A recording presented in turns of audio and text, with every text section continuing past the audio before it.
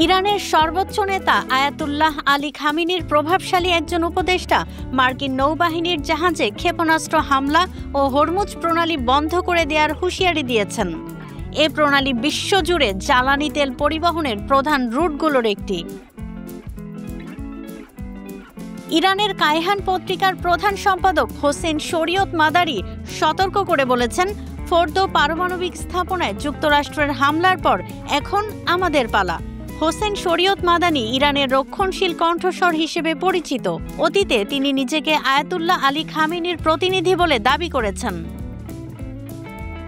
সামাজিক মাধ্যম টেলিগ্রামে কায়হানের এক বার্তায় শরীয়ত মাদানিকে উদ্ধৃত করে বলা হয়েছে, কোনো সংশয় বা বিলম্ব না করে প্রথম পদক্ষেপ হিসেবে আমরা অবশ্যই বাহরাইনে যুক্তরাষ্ট্রের নৌবহরে ক্ষেপণাস্ত্র হামলা চালাবো এবং একযোগে যুক্তরাষ্ট্র, ব্রিটেন, জার্মানি ও ফ্রান্সের জাহাজ চলাচলের জন্য হরমুজ প্রণালী বন্ধ করে দেয়া হবে।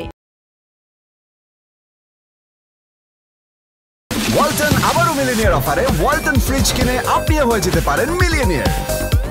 মিলিনিয়ার ছড়াছড়ি দেশ জুড়ে, এটা শুধু ওয়ালটনই পারে।